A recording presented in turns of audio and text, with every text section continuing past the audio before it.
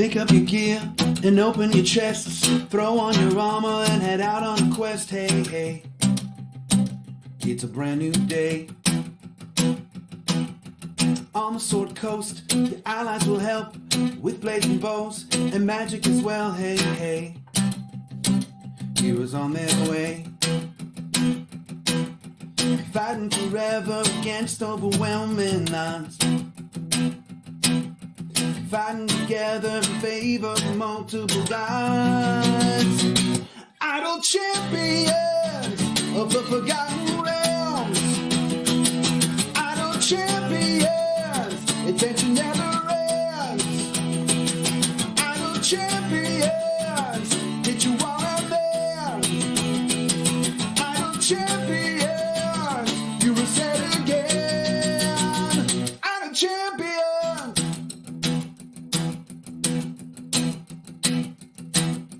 From Waterdeep to Icewind, head out the shelf, all Shadowfell, hey, hey. Together we stay. Walk to the monsters, walk to the boss, walk to the right, it's never a loss, hey, hey. Bad guys to slay. Fighting forever against overwhelming odds. Fighting together in favor of multiple gods. Idle champions of the Forgotten Realms. Idle champions, adventure never ends. Idle champions, hit you while I'm dead. Idle champions, you will say it again. Idle champions.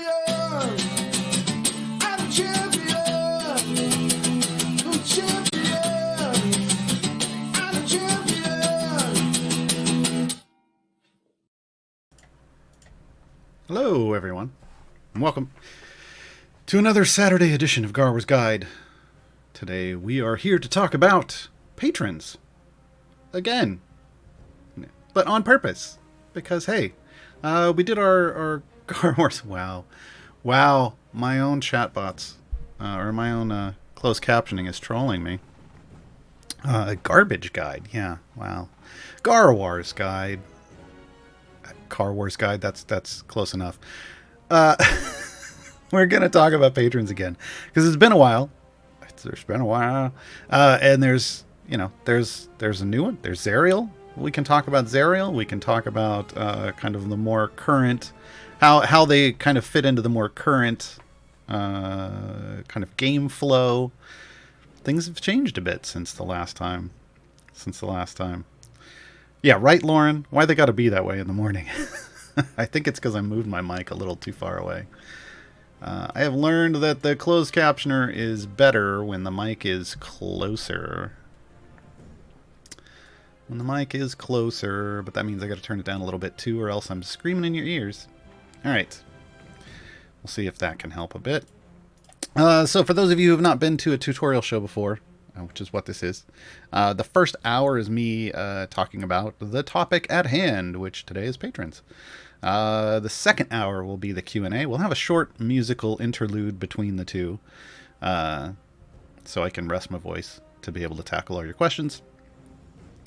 But you can, if you ask questions now, we've got Martin today with us on the C&A Games account, and they are pulling the questions into a document that I have on my screen, and will reference later on when it is appropriate. So we're going to dive right on in, because we got 4 different patrons to talk about. We're going to talk about kind of how to do patron stuff in general, and each one specifically. We're not really. I'm going to tell you this from the beginning. We're not going super deep into how do I do so and so's variant called X. That's not this show. We're going to talk about patrons in general, how they're going to help you, what you have to do for them to get their rewards, things like that. Because every player's account is unique in terms of the champions that they have and how strong those champions are. It is really, really hard to just give generic blanket advice for how to do certain how to attack certain patrons, or let alone their specific variants, of which there's over 200 of currently. So yeah, just setting some expectations, folks. All right, let's talk about patrons. So I'm going to speak to this from both a veteran player perspective, as somebody who's been playing the game now for coming up on 4 years. In next month, we're less than a month away from my 4-year anniversary in Idle Champions. But I also just started a new player account not too long ago, and that account is now dealing with both Mert and Vajra as a patron. So there are definitely different perspectives. I want to make sure we're talking about both of them. So, what are patrons? Well, let's hop out of this Mad Wizard run. Patrons on your campaign map show up right over here on the right hand side. When you don't have any, nothing will show up here. But then once you have them, you get a list. You get a list of patrons that you can choose to activate as you get that far, right? When you select them, they will activate different things. Like now suddenly I have variants here to do where I didn't before, right? And then I can choose no patron, and there's nothing. So your default state in the game is no patron. And that means you can run through and you can play all the adventures and all the variants. The variants you can only play once. Free plays, adventures you can play over and over again as a free play. And it is patrons that allow you to go back and redo variants that you've already completed. If you haven't completed variants in a campaign yet, your patron's not going to have anything for you to do. So it is a stepping stone after you complete kind of the basic adventure stuff and all of those base variants. That's what creates the ability to go do patron stuff.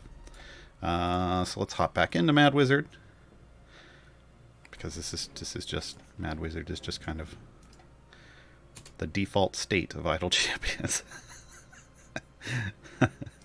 We're just going to let it kill stuff right here on this level. When you want to look and see what patrons are doing, I kind of can't see it because Corazon is hanging out up there. Corazon, new champion coming Wednesday in Idle Champions, if you're watching this live. There's a little P in a shield at in the menu bar. When you click on it, it goes here. Otherwise, you can just hit the letter P on your keyboard. That's for patrons, folks. And you'll bring up a list. Now, these are already unlocked because, again, this is my main account. But if you don't have this unlocked, what it's going to show you is it's going to show you Mert. It's going to show you some information about Mert. And then over here, it's going to tell you the requirements that you need to meet to unlock Mert and to be able to use Mert as a patron. So for Mert, you need 2,000 loot levels. What? We'll get into that in a second. You also need to have unlocked 20 champions already. Remember, you start the game with 12, and then you add from there through a combination of events, time gates, and unlocking evergreens. And then once you meet that requirement, you have to give Mert a gift. So you have to kind of buy his access to him, and Mert's cost for unlocking are 3 time gate pieces, that's a hefty thing to give away early in the game, but it's worth it, and we'll talk about why. And 10 silver chests. The silver chest is not as big of a deal. Once you've made that payment, that's it. It's a one-time payment. You have to do these things once, and then you can forevermore use Mert and have them as an activation. So don't think that you've got to give up 3 time gate pieces on a regular basis. It's just, and all of these costs are just once. Now, what was that loot levels thing? That's not something that usually you hear about. I mean, you loot things, sure, but levels? What they're referring to is actually your item levels, and it's looking at a total. So down here, I see shiny level 549. Well, I have a very high, my Briv isn't that high, but here, level 94, right? This is what you're usually seeing, maybe, when you're hovering over your totals. When you're early game, though, you've got like 9 or 7 or 15, right? What it's looking for with 2,000 is your total amongst all of your champions. And the nice thing about that is it will give you kind of a running total, like where are you at right now. If you just hover over, if you go look at that, it will tell you, you know, you only have 800, and you can see your progress. So how do you get more loot levels, aka item levels? You just open chests. Just open chests. As a new player, you should be spending your gems primarily on chests. I'm just going to throw the gems visual aid in chat right now. That's a guide. You can look it up. It was created with Mars and I. Basically, kind of giving you an idea of how to spend gems early on. And one of the heavy things you do is buy chests. So just buying chests is going to increase your item levels because you're going to get duplicate items. As you're opening more and more chests, you're going to get lots and lots of duplicates. Those duplicates aren't wasted. Those duplicates become item levels for the items on your champions. That's how you build it. And it's just kind of a slow thing. You don't have to race for it. Just let it slowly accrue on its own. Just make sure you're buying chests with those gems. Starting off, usually you start off with buying silver chests until you have at least green level gear. Showing like the lowest color on all your core and evergreen champions are green rarity. Then you can shift into buying gold chests, which will give you access to the higher, more commonly access to the higher level stuff like blues and occasionally an epic. You also get more duplicate greens. And again, that's going to give you more item levels. That's going to just automatically push your item levels up. It's not something you need to focus on. I truly don't believe early game you should worry about spending blacksmithing contracts to hit Mert's requirement, or even at all in some cases. Blacksmithing contracts are a way, they're a consumable item that you loot out of gold chests and certain other chests. They're going to basically raise the item level of your gear based off the rarity of the blacksmithing contract, kind of like a duplicate gear does.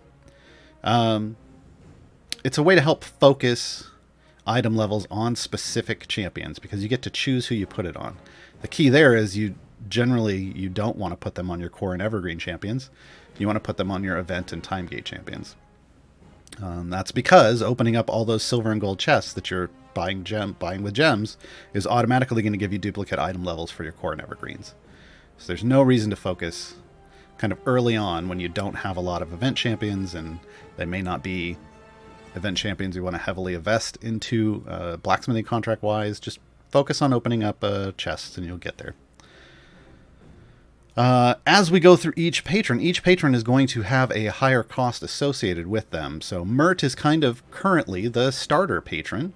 He's usually who you're going to unlock first. And I say usually because some people just don't really buy chests with their gems. Maybe they go all in on familiars, and that kind of puts them behind in the power curve because item levels equal power in this game. And they end up hitting up Vajra first because Vajra has no actual item level requirement. Vajra just wants you to have completed 15 of their adventures or variants in Waterdeep and have a total of 30 champions unlocked. So this is a pattern you're going to see. Each of the patrons wants more champions unlocked to be able to do them, and there's a reason for that. We'll get to that in a bit when we start talking about variants.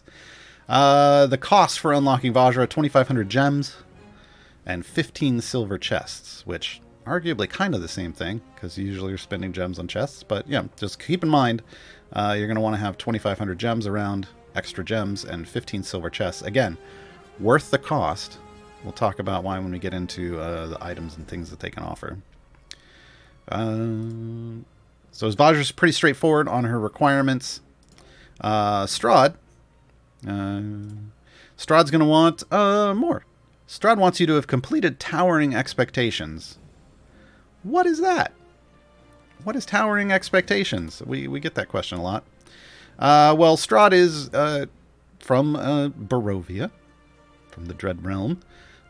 So you have to have pushed through Sword Coast down here, curved back up the long road up to here, completed the Mists of Ravenloft, which, spoiler alert, sends you to this unlocks this Barovian map screen. You start off right here. You work your way around all the way back to this adventure node, Towering Expectations, the final adventure in Barovia. So basically you have to have completed the Barovian content that's currently in the game, and thus kicked yourself back out to the Sword Coast up here to the Lurkwood. That's where Towering Expectations is. You just got to get there. You got to beat it. It can be challenging if you're just trying to race through it. Fortunately, again, you're kind of, the starter one is Mert, then you're going to get Vajra. By the time you get to 40 champions, unless you've thrown a lot of cash at the game, by the time you get to 40 champions kind of naturally through time gates and events, you should have the power to be able to attack and defeat Strahd. If not, you can always hold off until you do, right? So it's not something you have to race to, but as you get to the point where you almost have 40 champions unlocked, you should go ahead and work your way through Towering Expectations.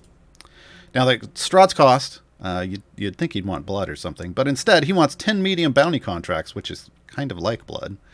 The bounty contracts are almost the lifeblood of certain things in this game, and then 20 silver chests. So the silver chests. People like the silver chests, apparently. But bounty contracts, unlike blacksmithy contracts, bounty contracts provide you gold in a run as a default. Based off how far you've pushed, they provide a certain number of minutes of gold. But they also, more importantly, can provide you event tokens while an event is running. And that's the big thing. So this is 10 medium bounty contracts. This is actually a fairly hefty investment for some people because you're losing bounty contracts that can be used to get you tokens that can be used to upgrade to get you gear for your event champions during an event.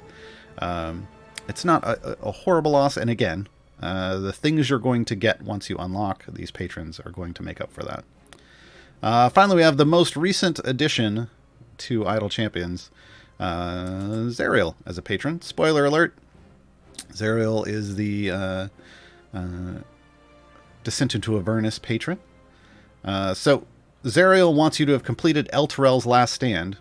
Kind of like with Strahd, this is the final content in their campaign. So you have to have gone through and completed the entire Descent into Avernus adventures. Not variants, just the adventures. Elturel's Last Stand is a base adventure, so you have to push all the way through and complete that. You're going to get a double credit for this because not only is completing that going to unlock Patron Zariel for you, but that's going to get you access to the upcoming multiplayer system Trials of Mount Tiamat.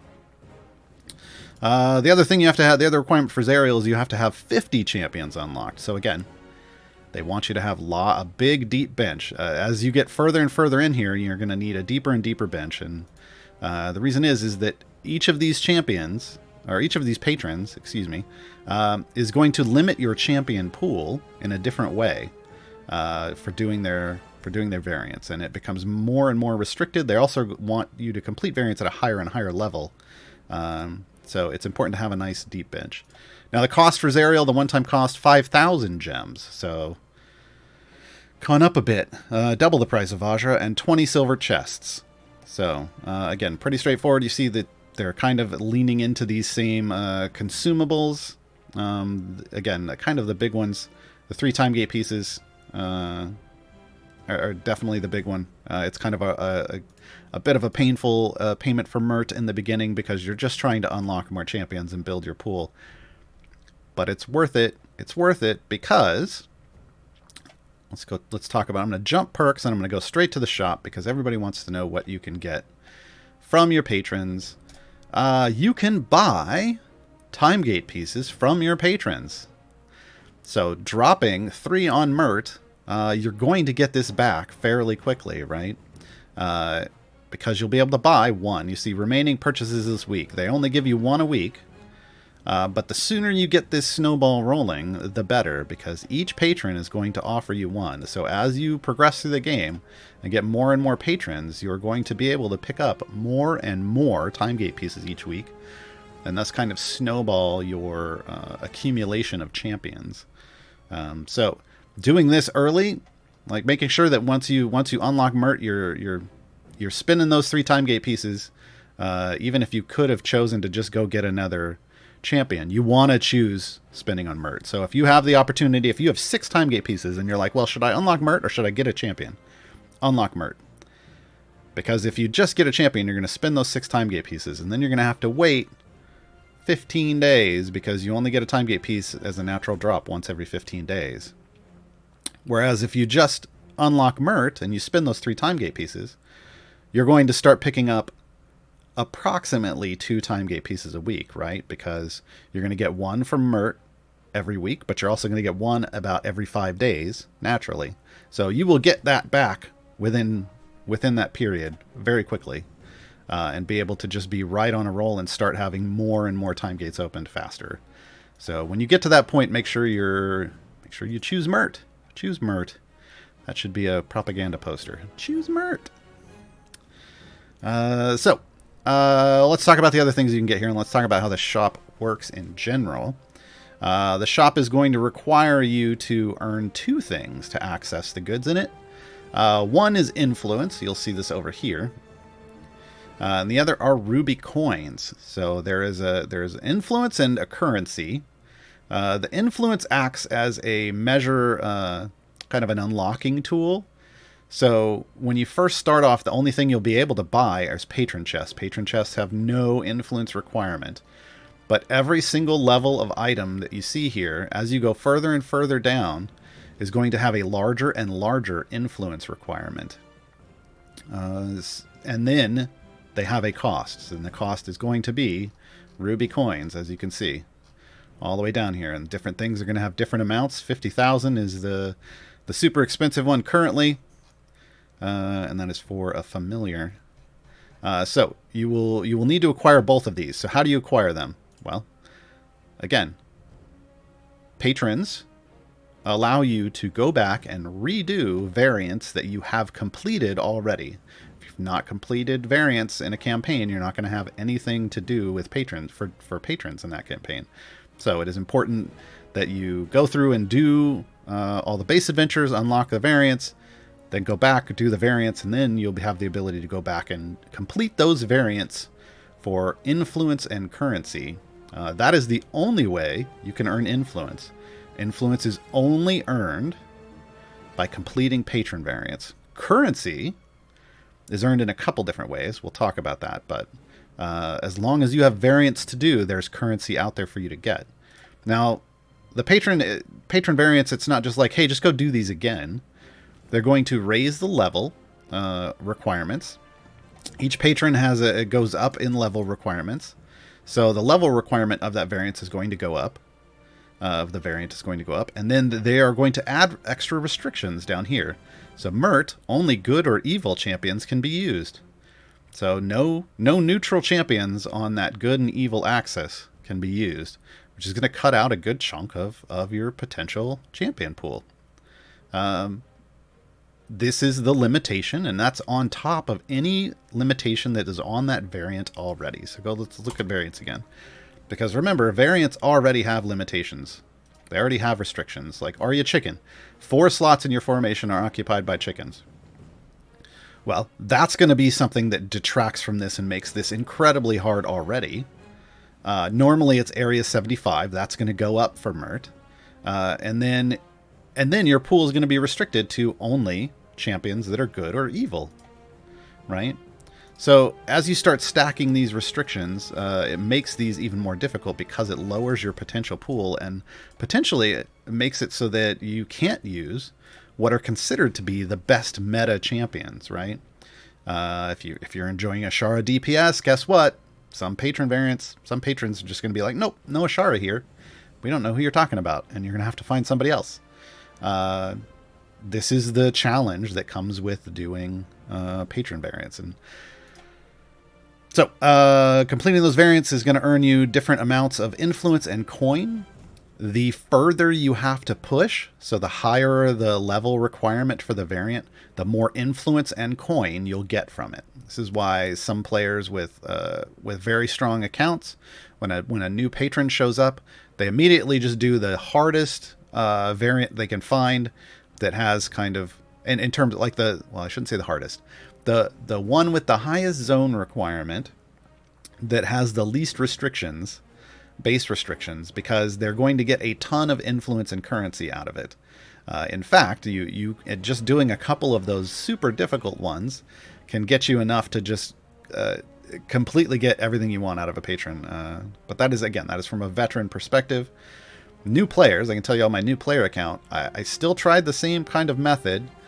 So when I unlocked Mert, I had just also unlocked Dragonbait out of Tomb of Annihilation, which meant I had completed all the basic adventures in Tomb of Annihilation, and some of the and a good number of variants. But I had chosen variants that were easy for me to complete on that at that point in time. So that's what I had available. I went straight to the end of that list and started doing, the ones with the highest zone requirements and trying to finish those. You might fail a couple times while you figure out just how much power you have. But once you start doing them, you start racking up influence and currency faster than normal. The other way you can earn currency every week, patrons give you chores. Now, I know the game says challenges, but folks, this is a misspelling. This is a typo. It's weekly chores. It just is. Because this is what you got to do to get your allowance, right? So patrons give you an allowance of 5,000 currency each week that's potential for you to earn. That's the numbers on the left. Ignore the numbers on the right for a moment, but the numbers on the left will add up through this to 5,000. So they're going to give you a lot of different options. Each one is going to give you different things, and these adjust every week and vary. Some weeks are easier than others. The other thing they'll let you do to earn currency each week is just run free plays. So if we look down here, Ruby coins earned from free plays this week, 5,000. You can earn up to 5,000 Ruby coins from free plays. Well, how do you earn a Ruby coin from a free play? You just complete a level. For every level you complete in a free play, for this with Mert activated, you earn 2 currency. So if we come back out here, let me activate Mert as a patron. So we just click on him, boom, hop into a free play. I'm already capped, so I can't do anything. But if I just hop into a free play, suddenly I am now in a Mert free play. You are going to see down here, I can't use certain champions. Like Regis right here, right? Regis, I like him, but he's got a little Mert says no symbol, right? This is the coins with the circle with the line. Mert says no to this champion. We can't use anyone that says Mert says no on them. That's not a thing. So this is how you can see who is restricted on your bench for that patron. Just by looking, you can see we're losing a good number of some of the bench slots, not as many of others, and you just kind of have to make the best of your situation in this regard. Yeah, like Shara is a no-go for Mert. No-go for Mert. Which is where Zorbu comes in as the second best DPS, right? So every adventure you complete, it's now going to show you up here on the complete adventure. Oh, I can't see it because of Corazon. I swear there's a thing there that says Ruby coins +0, and then it tells me the @weekly cap. So I know that I'm done for that week for currency. So you get 2 per level, which means you're going to have to do 2,500 levels from free plays if you want to max this currency out. I'm going to tell you right now, this is the easiest one to get. This is the easiest one to do. If you just want to grab some quick and dirty currency every week, and you don't want to do challenges, just cycle through some Mad Wizard, get some gem farm going on while you're grabbing this. However, I do recommend trying to be efficient with your patrons and your currency earnings each week. So let's talk about how to do that. So we already know that you're going to get you can get 5,000 currency just from doing free plays each week.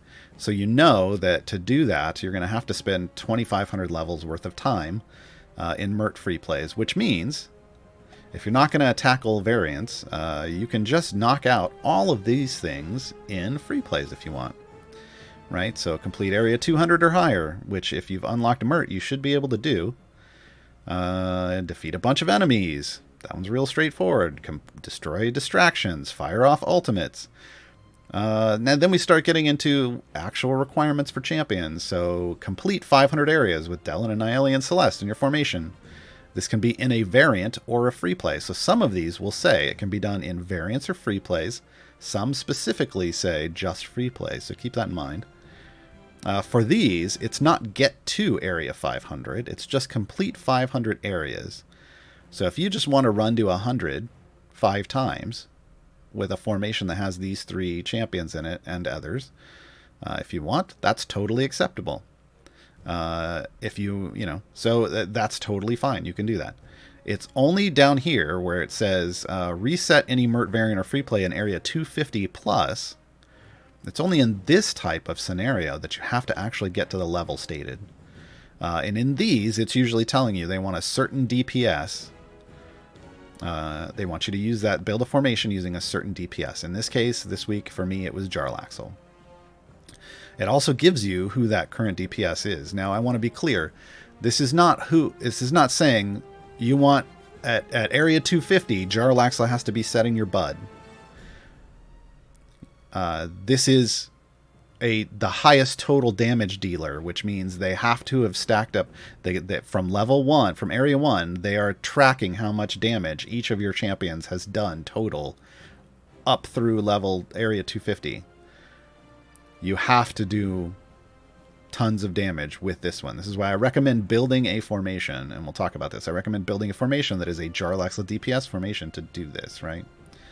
Then we get stuff like 4 free plays, so just multiple free plays in areas 200 or higher. Well, that's fine because we're going to be doing multiple free plays anyway, right? We need to complete 2,500 levels. We know we're going to. This is super straightforward. It's going to happen just trying to get our free play currency potentially, right? Defeat 5,000 fiends, defeat 5,000 bosses. A lot of these stack up and can be done all at the same time. So this is where efficiency comes in. You have to look at your priorities.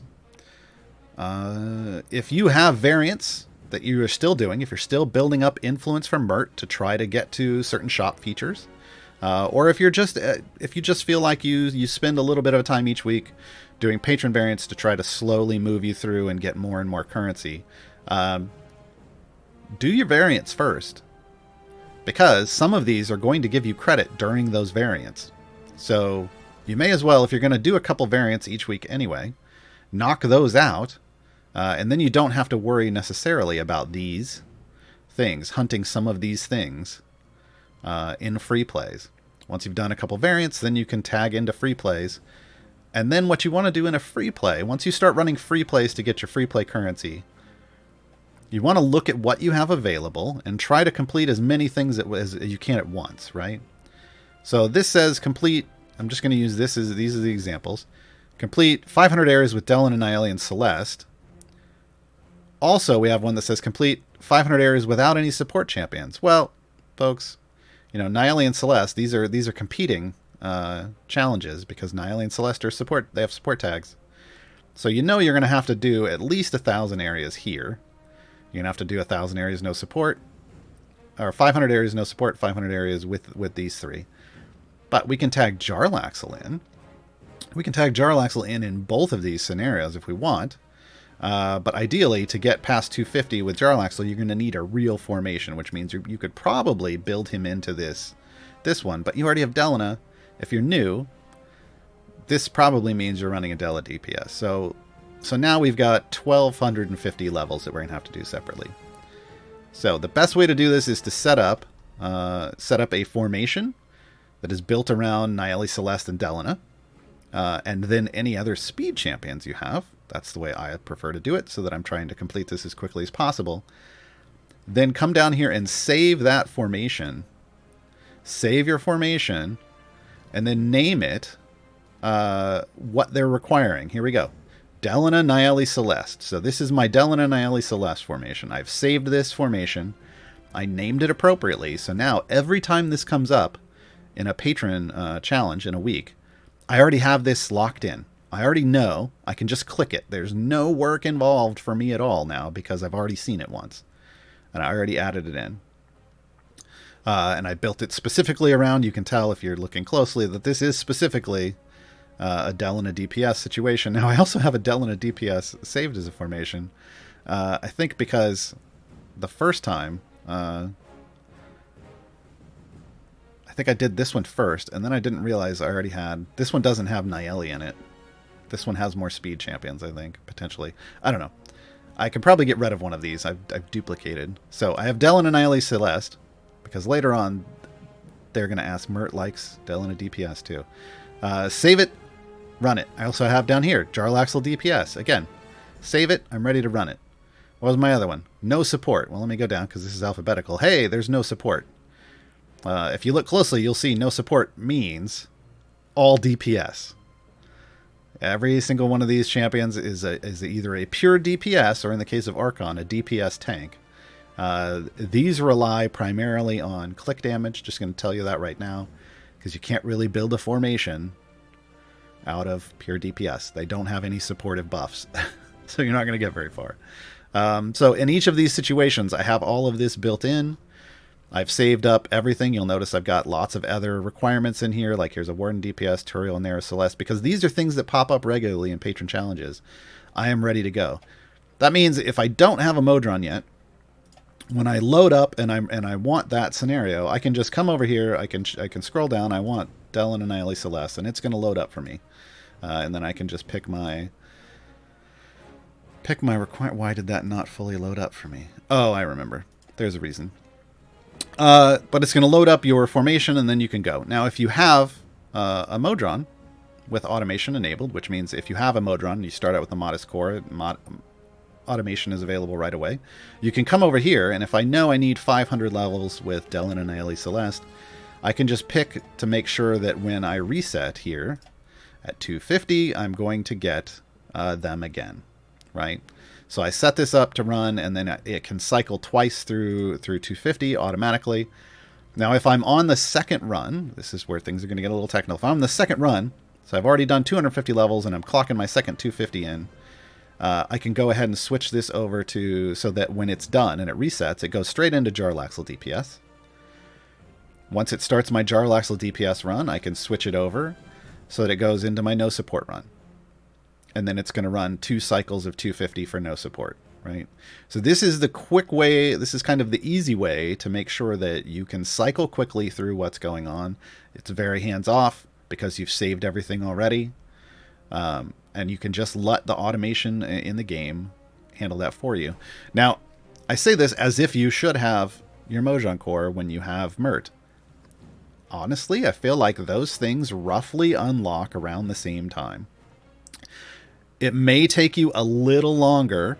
It may take you a little longer to get your core than it does take to get you Mert, if you have really fantastic, unless you have really fantastic luck with your Mojang core stuff, with your split the party in your champions, you pick up some extra champions, because it does take a total of 24 champions at minimum to unlock your Mojang core, whereas Mert only needs 20. Right, so there may be a little bit of a delay there. In which case, you just want to make sure you are saving your formations in preparation for the day that you have automation. You will then have to run Mert a little manually at first, but it will be easier because you will have started saving formations that are built out to help you get through that quickly. So that's going to help you with your challenges. Those cover most of those. I will say, as you do this, focus primarily on these completing 500 areas or get to 250. Knock those out first. As you do this, you're automatically, if you set it at a 250, if you can get to 250, again, a newer player, you might not be able to, but if you can get to 250, then you set it to 250 and then you cycle. That'll give you your 4 free plays at 200 automatically. You'll be killing all of these other things along the way.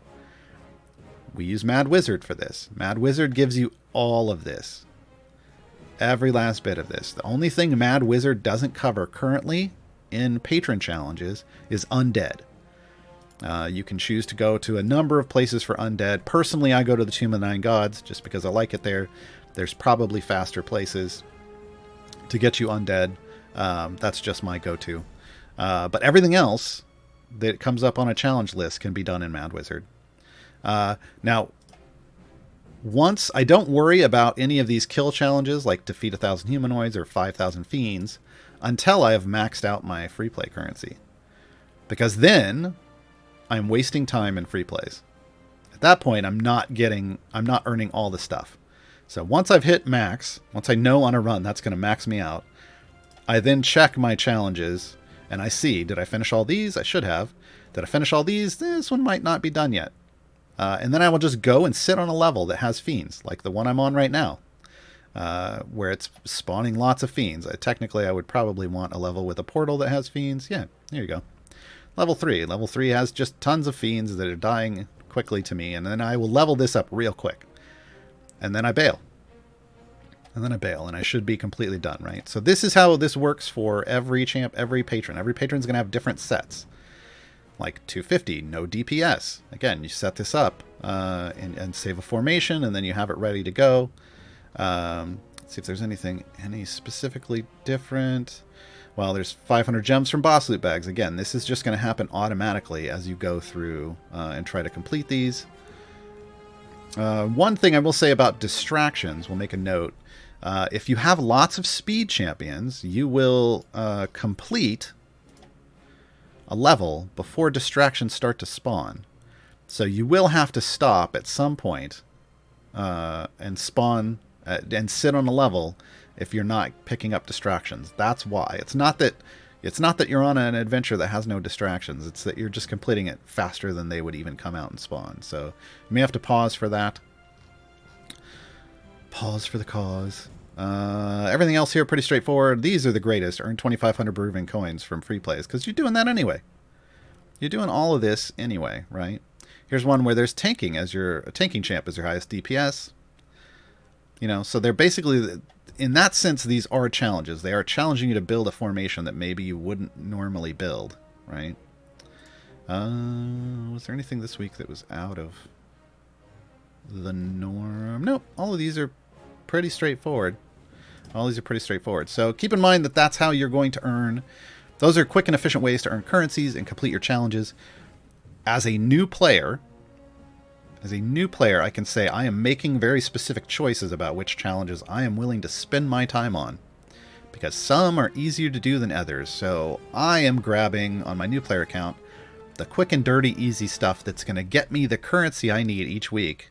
Right now, my influence level is only enough that really the time gate piece is all I want. So as long as I'm picking up 2,500 currency each week, I'm good. If I have free time left, alongside pushing, I'll try to max out my free play currency. But if something is just super difficult, like if I just can't clear 250 with the restricted roster or whatever that patron wants me to use as that DPS that week, then I just don't worry about it. I don't worry. I'll try it once. Because I'm also earning other things in my challenge list. I'll try it once, but if I can't do it, and I know I can't do it based off the formation I have available, then I just don't bother with that one that week, and I go grab the other stuff that I can get. So don't fret if you can't grab everything each week, because your count isn't strong enough yet. That's something that you're going to have to build up. When you see people in chat, like myself included, like in Discord, saying, well, it's Tuesday, patrons reset on Monday. It's Tuesday, I'm already done with all my challenges for the week, and you haven't even finished them for one patron? Don't worry about it. That's just, again, that comes from a wide roster with lots of power and lots of speed, right? Speed champions are great. They're kind of key for completing your patron challenges each week, but you also have to make sure you have a deep enough roster to build out formations despite those restrictions that still complete all the challenge requirements, right? So that is influence and currency. You're going to ramp up influence, again, just by variance. You earn currency from variance, from free plays, and from challenges each week. And you're probably going, Gaarawarr, but you said to ignore these numbers on the right. Why? Well, because these aren't normal. These are showing up specifically because of perks. So perks are the other great thing, along with all the cool stuff in the shop, which we'll revisit in a minute, and we'll talk about all the different options. You have perks. Perks are influence-based. These are buffs, a lot like blessings.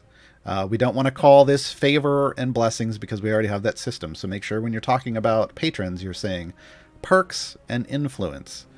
So perks, you have to gain influence to purchase, and they cost more as you go down. There's currently 5 tiers. The rumor has it there's going to be more in the future.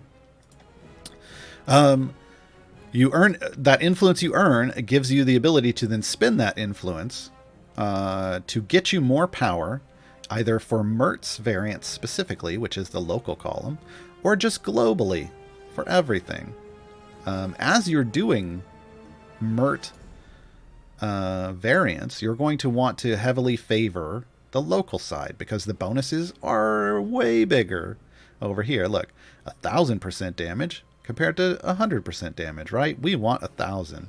So you want to favor this stuff. But when you go to work on Vajra stuff, you may want to reset your influence in Mert, which there's no loss when you reset influence, and then favor globals so that you have more bonuses going to Vajra stuff. This is kind of a way to micromanage your power from perks early on until you have enough influence to buy them all.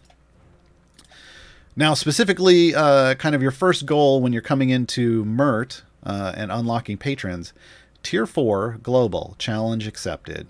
This increases the amount of patron challenge reward earned by 20%. This should be kind of your mid-range goal for Mert right off in terms of earning influence to get to. It's not something you just have to race to, but this should be your first focus.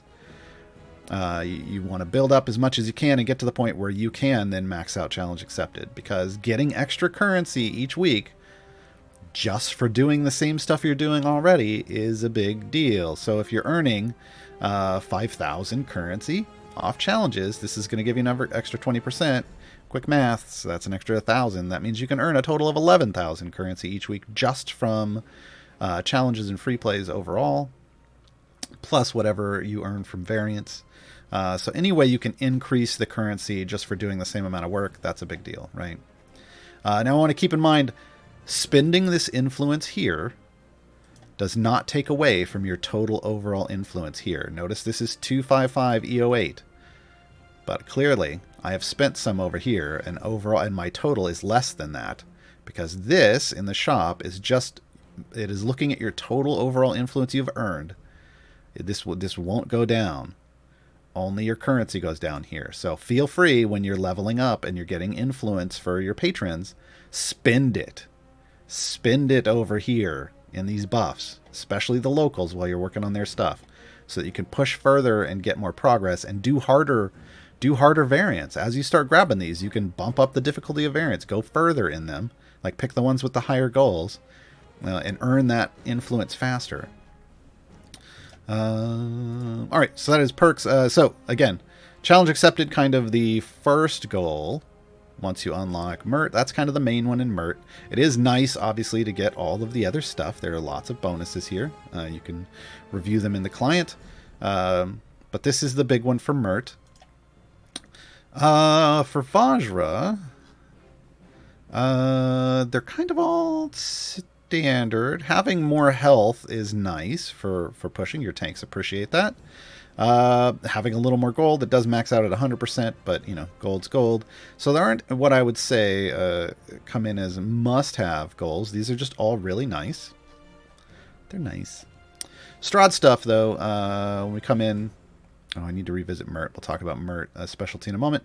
Strahds can make a big difference, especially here with Best and Brightest.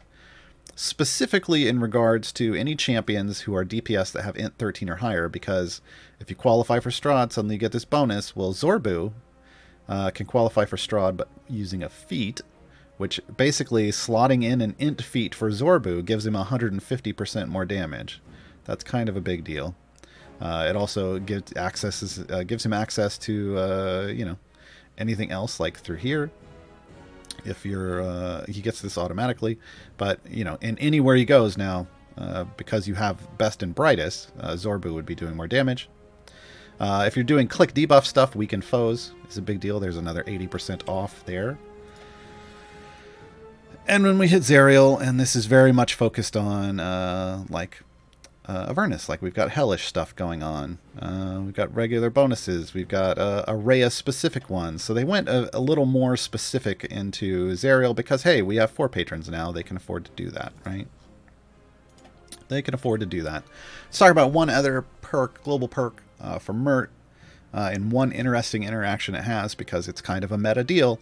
That tier 2 global perk up that increases the healing received by take champions by 50%. This specifically comes into play with Briv. Briv has the ability to heal himself. He's a tank champion. Let's throw Briv in. Oh, Briv already is in. There we go. Let's throw Briv in. Briv has the ability to heal himself with his Pet Flump Flow. Right up here, Healing Flow. After 10 hits or 10 seconds, whichever comes first, Flow heals all champions in the party for 50% of the damage Briv took during that time, right? So there is also a specialization called Go With The Flow that increases that effect by 50%, which takes us up to 75%, right?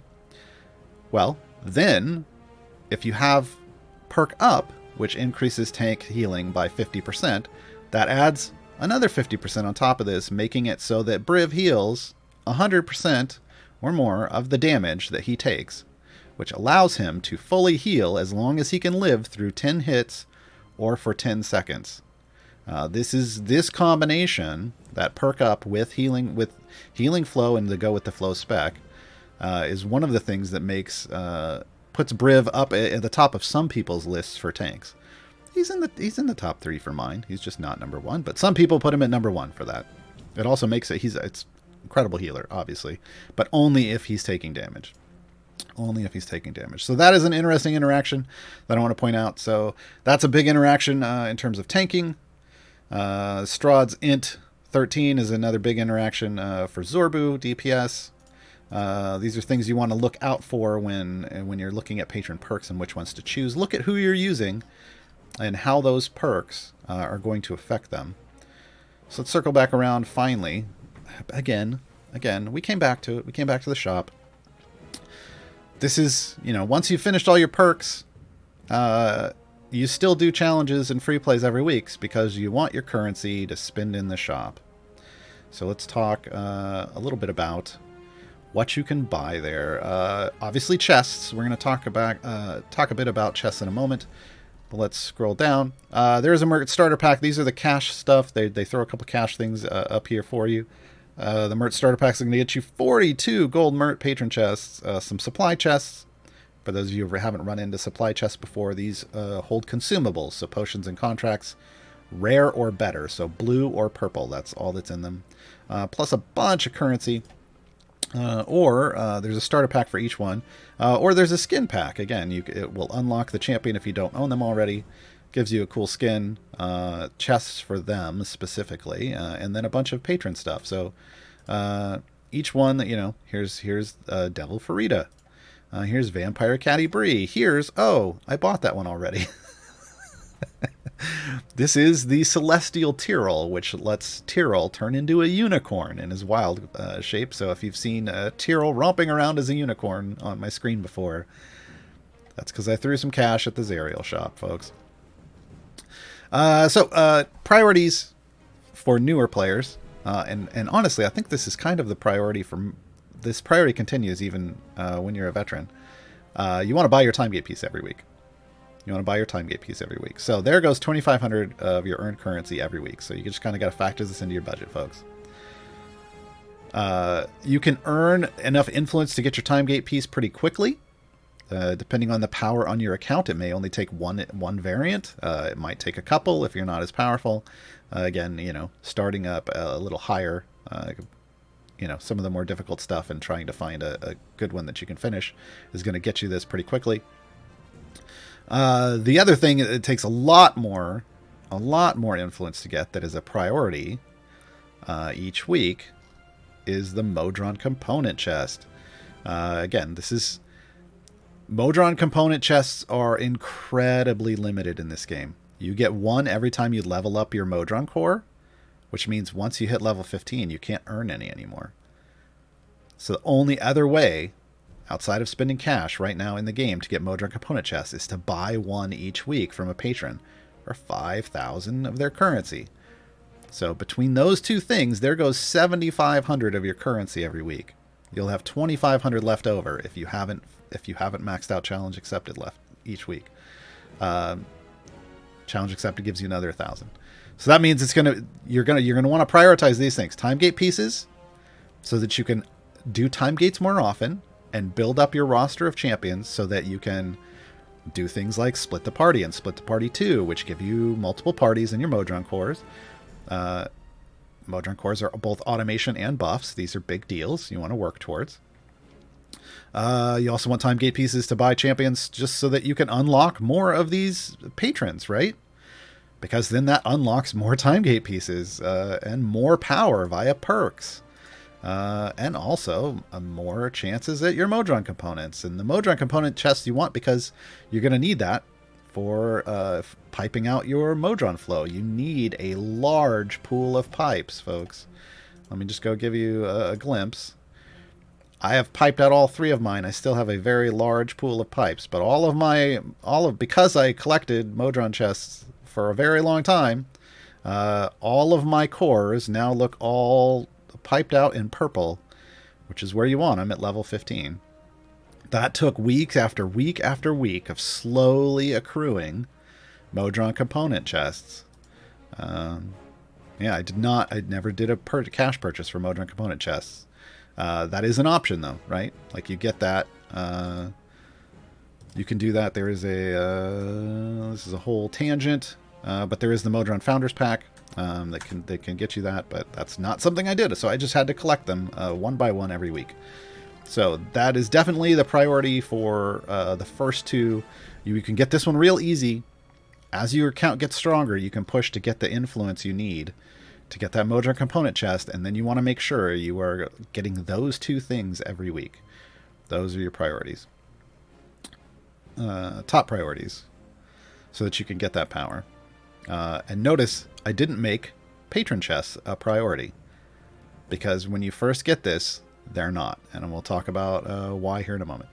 Now, potions, obviously one of the things that unlocks for purchasing a few each week are potions. First off, let's talk about Potion of Specialization. For 5,000 currency, never worth it. Never worth it. I think I bought one in the entire time Patron's about because I accidentally clicked on it. Just because I accidentally clicked on it. I almost put in a ticket for to get it back. But I didn't. But yeah, never. For 5,000, never buy a Potion of Specialization. If you find yourself in a bind trying to do something like an evergreen unlock, and you know that you would be able to do it with one of these potions, potentially sure. But in general, you can get these out of gold chests. So earning gems and buying lots of gold chests is a better use of that currency, because that's a limitless, basically, currency, gems. You can earn gems all the time. You can't earn currency all the time, right? You're very limited. So in a bind, in a pinch, sure, buy one maybe. But don't just go trying to buy these every week. That's going to be a waste of your currency. You could buy them more efficiently later. Instead, with the remaining 2,500 or 3,500, depending on how much of challenge accepted you've got, after you've bought your time gate piece and your Modron chest each week, as you unlock the influence for them, you can start making these limited one-time purchases down here, right? So we've got some feats. Every patron is going to have some feats available. You see, like, here's one for Brunor, here's one for Keelik. Purchase based on how you're using those champions. If these are part of your core roster, then that you're using a lot, then maybe pick it up. If it's something that matters. I don't know that this one matters, but 40% for Bless is nice for Keelik, right? There's a Potion of Polish here. There's a skin. Again, skins, it's probably lower priorities, but they look cool. So if you want it, pick it up. More feats, higher level ones. Here's 80%. Here's another one. Here's 50%, another epic feat, 50% for Jarlaxle. That's a fantastic one to prioritize, right? Then we get down here, and each patron has one familiar currently available. That's a big deal if you're looking to build up your automation capabilities. So this may be a higher priority target for you. You also have an epic, a golden epic. There's this is the only way currently in the game to earn a golden epic for outside of the cash shop. There's one available from each patron, and they target evergreen champions. So Mertz is for Alcoria. You can also have another skin down here. Now, Dritz was an evergreen champion, so unlocking him is, I mean, you should have already unlocked him by this point. But Warden, again, this changes the appearance of Warden, but it also unlocks Warden if you don't already own them. So if you get to the point where you have this much influence and you haven't picked up Warden yet, you can do it. That doesn't necessarily mean you wait to pick up this champion because you can get them for free. If it's a champion you need, go ahead and get him. And then you can always have the skin later. But it is something to keep in mind that you will eventually be able to unlock Warden just out of the patron system if you want. If we look at Vajra's options, again, the same thing. It looks the same way, right? But there's a skin for Jamila. There's their familiar. There's an evergreen or an event champion that has a skin. This is actually the throwback skin for Jaheira, so it takes you back. The golden epic here is Azaka for Azaka. So each patron is going to look that way, right? They have the similar stuff, and whenever they add more stuff to the store, to patron shop, they do it for each champion or for each patron. I keep calling them champions because I want them as champions too. But yeah, for each patron, they're going to get the same kind of stuff. It's just they specialize in certain things for different ones. So a couple things to call out here in the Strahd shop. This Keen Mind feat for Gromma is a big deal. That allows you to use Gromma in Strahd variants. Gromma is a strong champion in the game currently, both with her health share and her debuffs. So this is a big deal when you're running a limited roster in Strahd. So keep things like that in mind when you're looking at which ones to potentially pick up. Now let's talk about patron chests, because this is the big deal. I want to leave this for last. There's probably mixed opinions on this. I'm going to approach this from a overall long-term efficiency stance. I do not think you should prioritize buying and opening patron chests early on at all. Patron chests do give gear for any champion that qualifies for that patron, and that's a big deal. This is one of the ways you get more gear for your event and time gate champions. It's one of the key ways. It's not just running time gates or doing their stuff in events. It's also patron chests. I still think you don't prioritize this early. The reason why is lots of core and evergreen champions qualify for these patrons too. These chests are expensive and use a limited currency type. So it is better for long-term efficiency if you attempt to and complete getting full epic on all of your core and evergreen champions first via buying gold chests with gems. That is a fairly slow process. But what that means is once you've achieved that goal, that means whenever you open patron chests and you get an epic in them, it is going to go to a time gate or event champion.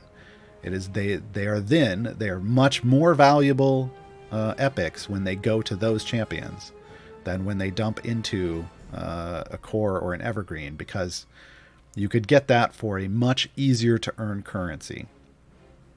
So keep that in mind. Now, I'm not telling you that that's how you have to play the game. You can play the game however you want. You can buy them and open them. It's your game. I'm just saying from a long-term efficiency standpoint, it is better to focus on trying to give yourself that goal of, I'm going to get core and evergreen epic first, then I'm going to start opening patron chests. Because you're still going to get duplicates. You're still going to get duplicate gear dropping to core and evergreens. Duplicate gear will always drop for that, but your epics will then focus on the champions that don't have them. Because it will never draw. You'll never get a duplicate epic if there is a qualifying champion still out there. Now, qualifying champions is something I want to touch on real quick too. because each of these patrons, which I only talked about Mert's restriction is only good or evil champions can be used. Vajra's is only champions with con score of 14 or higher can be used. Well, there currently isn't any, there aren't any feats that change your alignment, but there are feats that raise your scores. So this means that you can qualify certain champions for Vajra if they have like a 13 con and a +1 feat available. You can get them to the 14 and they qualify.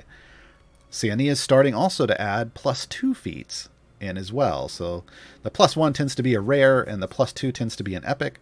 So you can look at the available feats for each champion and see if there's a way to get you into Vajra or another patron. Like Strahd wants int of 13 or higher.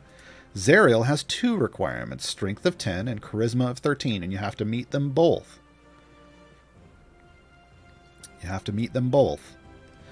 So, this is one of the things that those stat feats are used for, but it's also important because it also qualifies them for gear for these chests. So there are games you can play and consider them buckets. You can remove feats to qualify champions to a pool and pull them out of a bucket for a gear that drops from Zariel, and you can get everybody maxed out, and then you can add that feat if that champion still isn't full epic yet from a different patron, and then it will only focus on that one champion. So these are ways you can create lists and buckets and more efficiently gear up specific pools and target specific pools of champions to get gear for. So keep that in mind. Again, that's kind of long-term efficiency systems, but this is the patron stuff. If you're a new player, is kind of a long-term growth. It's going to take you a while to get all that influence. It's going to take you a while to kind of get to the point where you're automating everything and things start working easily, and patron chores are over in a day instead of taking kind of slogging through for multiple days. So that's where we're going to stop on general stuff. If I missed anything, I'm sure people will tell me, and they will ask me in the questions, which we already have. Oh yeah, we've already got a page full of questions over here, so we're going to take a short break. We're going to listen to a little musical interlude. I think this is Strahd's. I think I chose Strahd's first. We're going to listen to Strahd's song and Mert's song today. I think I did Strahd's first. These are not the in-game versions, though, because you can hear that all the time just by going into the in-game jukebox. These are the original acoustic versions. So I'm going to rest my voice for a couple moments, and I will be right back, folks.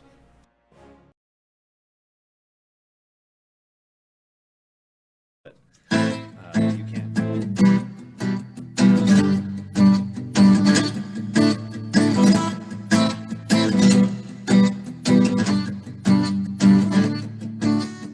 Fool for you, fool for love. Drive the heart, cage the love.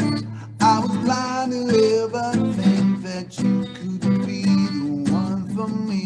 Now I see, now I see. Take the life, drain the blood, seal the pact, drink the flood. I will take your fate into my hands and fulfill my destiny. Soon you'll see, soon you'll see. With the dying of the light, it will be my time to rise. I'll be waiting for you till the stars don't shine. In this misty shrouded land, on a tower I will stay. Eternity is just a drop of time.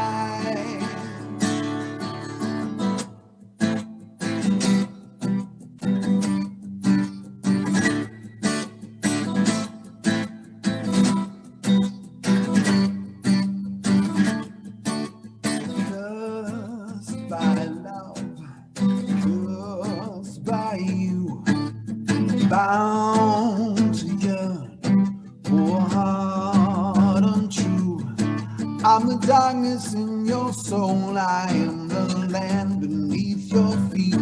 Come to me, come to me. With the dying of the light, it will be my time to rise. I'll be waiting for you till the stars don't shine. In this misty shrouded land, on a tower I will stare. Eternity is just a drop of time, drop of time, drop of time. But the wars and killing years won't down my soul. You'll be mine, oh, you'll be mine. You will reign among the dead and won't be whole. With the dying of the light, it will be my time to rise. I'll be waiting for you till the stars don't shine. In this misty shrouded land, on a tower I will stay. Eternity is just a drop of time, drop of time,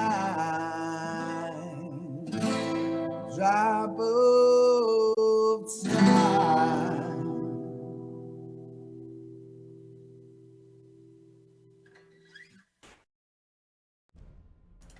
And we're back, folks.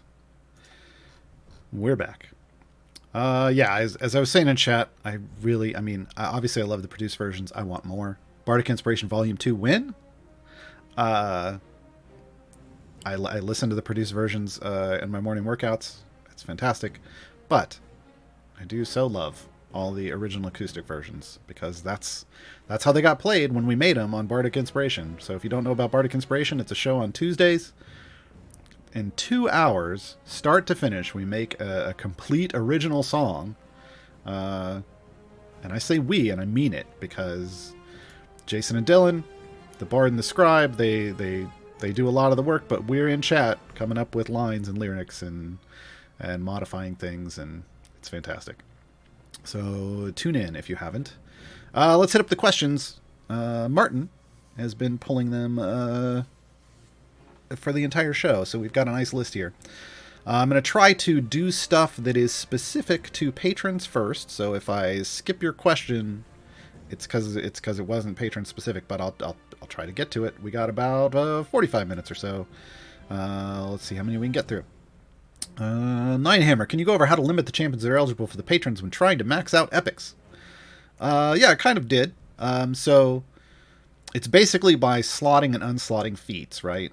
What I did when I was going for full epic on all my champions, that was a goal, like a long-term goal I set for myself.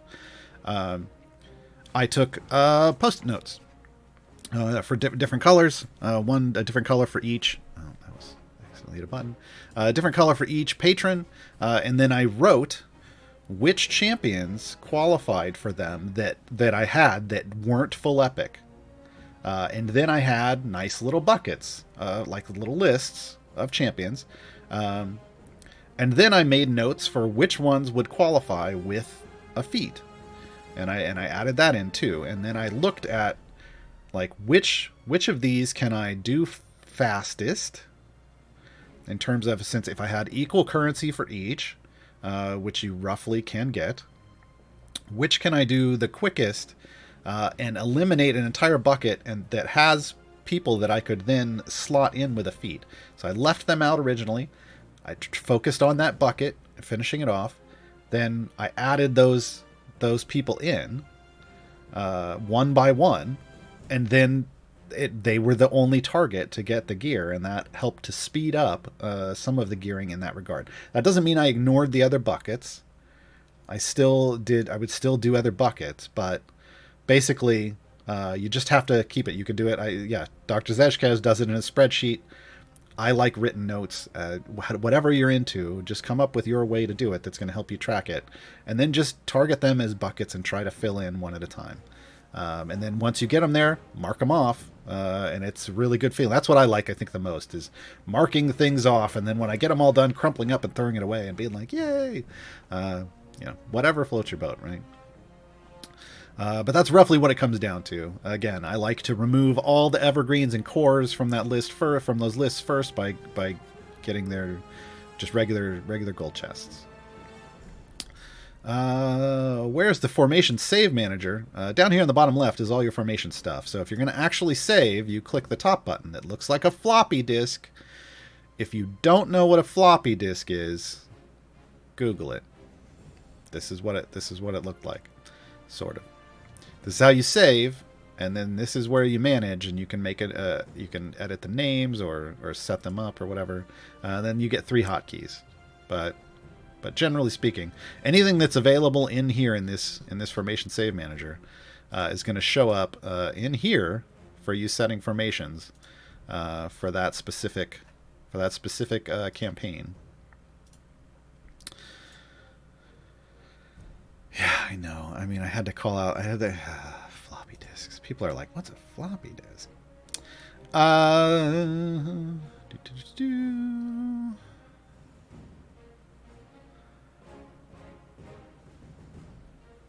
Okay, so related to, because this is part of challenges. From Cocoa Plant, the formation save is great, but I have a problem with it. If I load the formation after a week, it'll load the formation, but it won't load in the familiars. Some will load, some won't. Is there a way to fully load it with familiars? The question I have for you is, are you running multiple adventures at once? Because if you're already using that familiar in a different adventure, it won't pull in. It won't pull in. Otherwise, if you're not, as long as you're just doing everything is normal, it should just pull in. It should be pulling in the familiars as necessary. Now, I know occasionally, sometimes, I will look and one isn't on, like, an ultimate, and then I just have to manually reload it, and it'll go in there. Or I can just click and place that familiar. I've heard there is an issue with, like, the roaming familiar bar not working correctly. I haven't run into that personally. But yeah, that's if you're running into a bug repeatedly where familiars aren't loading, that is probably a bug. But first, and you'll want to submit a ticket. But first, before you do that, check to make sure you're not running multiple parties and those familiars are already occupied in another party. Because like champions, familiars can only be used at one party at a time.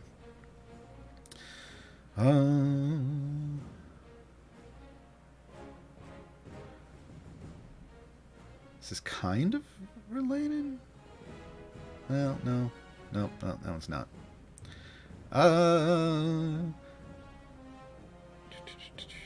Okay, so this is kind of something we answered earlier, but we'll address it again because there's probably been questions about it. Orion the Wise, I have 6 natural time gate pieces and I'm missing 2 slots for split the party. Should I use 3 time gate pieces for Mert, or try to get a champion via a manual time gate? You want to get Mert. You want to unlock Mert. I did address that earlier, but I'll say it again for people who are late. If you have a choice between unlocking Mert and doing a time gate run, even if that time gate would qualify for use for split the party, do Mert first. Because unlocking Mert as a patron starts snowballing the amount of time gate pieces you earn regularly. It gets you 1 extra time gate piece a week. You want that. You want that. So start that first, because that will get you to your long-term, your short, medium, and long-term goals faster in general. Any idea why the Mert starter pack does not appear for some people? Like me, I'm on the Epic Game Store. No clue. Yeah, I have no idea. That sounds like a bug. How do you build influence with the patrons? Do their variants. Do their variants. You can't get any patron. You can't get any influence if you don't do their variants. Like right now, I am here. Let's just go. I should be doing a patron run, right? If you'll notice, this 98% means I am 98% done with these patrons. The stuff that I have left is the super difficult stuff. So right now, I'm working through Vaj or Zariel stuff. You'll note nothing shows up here. That's because I already did them. But if I hadn't done all the variants here, it would be empty like this, right? So I have to find a place that I've done variants, and then I need to go do those variants. There's Some of these are I left these because these are a little more challenging. This one is a restriction of only evergreens can be used, and then a Quasit takes up, and that's on top. And then again, here's the restriction on top: only champions with strength score of 10 or blah blah blah blah. Right? Like, so this is super restrictive. This is super restrictive. I can still do it, but as you'll see, look at that. Of the formation that I wanted to auto load in here, which wasn't even a super optimal one, I got one champion. One champion out of 9. There's no one available here. No one available here. Hey, I get Nieli. So we'll do this live. We'll do this live. So yeah, here's how I have to go through and try to find, like, who am I going to get to play with and who do I not get to play with. But this is effectively what you have to work with. Ooh, actually, I think I want Rhea, because I already have potentially a DPS.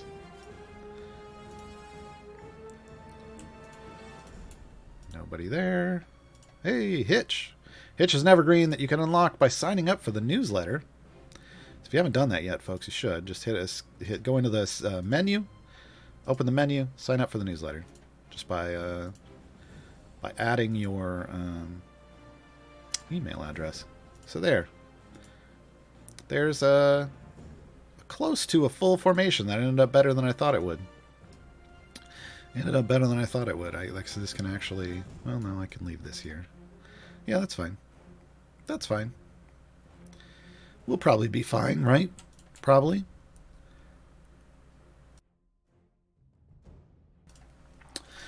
So yeah, this is how I earn influence. So right now, my reward when I'm done with this will be 9.53 EO5 influence plus a bunch of Zerial currency. And this is a super high number because my completion area is 500. So the higher the completion area, the more influence and currency you get.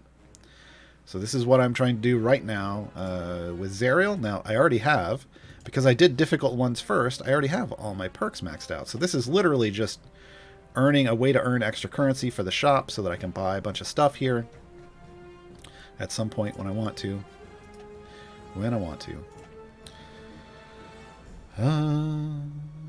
So you never buy the speed potions from the patron shop? You seem to usually run out of those. Yeah, no, I don't. I don't buy... I did when I first started off. I was like, well, I'll use this to keep things topped off. And now, no, I don't. I tend to just keep a bank of currency so that, because I've already bought all the stuff in the store that's a unique one-off. So A, if they add more unique one-off stuff to the store, I just want to be able to buy it right away. And B, if I end up not doing well in an event, gearing up champions, of which right now I have 2 champions that aren't fully epicked, I can do a combination of both time gates and buying patron chests to get them into full epic. So, let me think. Like, I am missing stuff on Ellie Wick. I need 2 things for her. And I think I need 1 for someone else. Prudence. I need 1 for Prudence. So I will be able to use combination of patron chests to get them into full epic before the next champion comes out on Wednesday. That's usually what I do before the next event, but I usually wait until I have like 2 champions I can rotate. Yami, is there a list of variants for patrons that are considered easier to get initial influence? There is. I don't have the link to it here. It's not a list I maintain. You can ask in the Discord, and it's probably in the resources channel, but it might be hard to find. But you can do a search for it, or you can ask, and someone link it to you. A couple different people, I think, have made lists for what they consider to be easier places. Keep in mind, a lot of people will just say, oh, just go to Avernus and knock it out in a couple variants. Well, that's not an option for everyone. Stop telling people that. That's only an option once you're unlocking Zerial, because by that point you probably have done you may have done some of those variants. But yeah, from a new player's perspective, it isn't just go to Avernus and knock it out in one. So you have to use what you have available to you. I know when I was with this new account, I went through unlocking Dragonbait. You'd have to do a bunch of variants, obviously, to unlock Dragonbait, Azaka, and Dragonbait. So getting there meant I was trying to do fairly easy patron, or fairly easy variants to qualify. So then when I was done, I already had a list of easy variants for patrons because they were easy for the normal run too. So if they're easy for just doing them normally, they end up being easy for doing them for patrons. So yeah, you kind of, depending on where you are at in your progress, you may already know because you've already done some of them, right? You just have to go test. You just have to go figure out where your power curve is, and that may take failing a few variants. But once you find it, then you'll know, and then you'll be able to knock those out. And as you get influence, you'll then be able to do some of the harder ones too, because you'll spend it on perks. What are a few of the impossible to do patron variants? Ooh, I actually have a list. For me, this is just for me. For Mert, I have not been able yet to complete Rhea Reborn. I've done everything else. Well, we just had a content drop this week, so I can't speak for this week's content drop. I haven't gone back to try to do those. For Vajra, Rhea Reborn, and Might Makes Right. For Strahd, there's 4 that I haven't been able to do. And this is... there's 5 that I haven't been able to do. Sararak's Puzzle, I just need more viable champions. Show of Strength, need more viable champions. Might Makes Right, needs more viable champions. Frontline Fighters, needs more viable champions. And Rhea Reborn, just need more damage. I had a good solid formation, but I just didn't quite have the damage to get there. So a soft cap raise in the future will get me there, or another patron being added with more perks could get me there. The others, I just need more viable champions, so I'm waiting for events to add that. For Zariel, so far, Ineffectual Intellectuals, I wasn't able to do, and Mysteries Unlocked, I wasn't able to do. Both of those either need more champs or more damage, or both. So for me, that's where I'm at on my account. Some people have completed all that stuff, and they used either outrageously high item levels to overpower it, or maybe they tried to click through it. I don't know. I can only speak for me. What else we got? I'm at 5 time gate pieces. Should I hold out for 6 to unlock a hero or open my first patron? Cardinal, unlock Mert. Yeah, I think I saw that in chat earlier. Yeah, unlock Mert. You'll be able to buy a time gate piece every week from Mert. You'll get that. You get those 6 back real quick. Vampire 337. For a new account with access to patrons, buying and opening patron chests is not a priority. Got it. What about buying patron chests and storing them for later after we've unlocked all epics for core and evergreen? Is it useful to buy and hold patron chests? No, because there is no limit to the number of patron chests you can buy at any given time. So you may as well just stock that up in currency and leave it there. Yeah.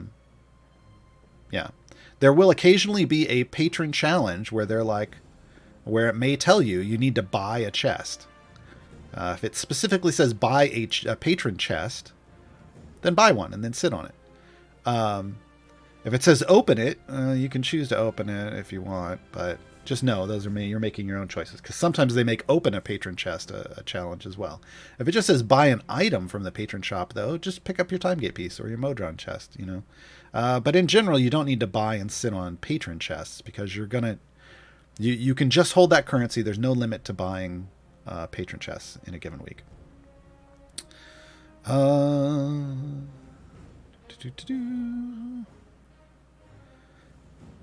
If I remember correctly, there's also a blessing to gain more patron currency in free plays. Does it also increase the cap? No. Maxi Pete, hold on there. Yeah, I forget about this one because, I don't know, it's kind of a forgettable blessing. Let me... Extreme Patronage, here it is. Tier 2 in Avernus, increase the amount of patron currency gained from free plays by 10%. It just means you have to do fewer levels. Right, so as before... if you were doing 100 levels to earn 200 currency, those 100 levels, it showed up in my tooltip when I was doing the free play before. Those 100 levels would instead then give you 220. and it adds that bonus. So it just gets you. It means you have to do fewer levels. It doesn't give you more on top. It's the challenge accepted that gets you more from doing the challenges. So that was that was something they put in that they were like, well, it takes so long to do all of these free plays. Why do I have to spend this much time? So they gave you a blessing so that it takes less time. I usually do patrons, DinoJ96, I usually do patron variants in the background and farm gems in my foreground session. Is there any benefit for more than one familiar on the field in the background? Not in my experience. Honestly, if we're just talking about background parties, generally speaking, I do familiars on champions, and I only put one on the field, and the one on the field is only there so that when it resets, there is something that's going to kill those enemies and keep my champions from dying so that I don't stall out on level 1. A lot of people complain, it always stalls out on level 1 after a reset. Well, did you have a familiar on the field killing those enemies walking towards you? Because if they're spawning faster than whatever you had loaded in could kill them, then problem, right? So I only put one on the field. And then I put any other familiars I have on my champions, and I let the champions do the damage. Because it's doing a simulation in the background. It just needs to know if you have enough damage or not. And so that's all that matters. I have a real question that's stumping me. Noctel, dear, I don't have enough loot levels to unlock my patron. Is this items on my champions? Yes, it's your item levels. They used loot levels. Hopefully they normalize this language later, because they should be just saying item levels. It is the total item levels combined between all your champions. So basically what you need to do is take those gems you've been earning and go buy chests with them. Go buy either silver chests if you don't have at least green on everything that's core and evergreen, or go buy golds. But you need to be buying, as you're earning gems, you need to be buying chests to get that gear, because gear is power, and you want to keep growing in power. Otherwise, you can grab a familiar here and there, but your main focus should be buying chests for power. Where is Elturel's last stand located? Avernus. That's the very last adventure in Avernus. Would you say Rhea Reborn would be the easiest way to max Zerial fast? No. No, I wouldn't. Rhea Reborn is an incredibly difficult mission. There are easier missions, and there are easier variants in Avernus that don't have those restrictions or those complications. Go do one of those. Go do one of those if you have that kind of power.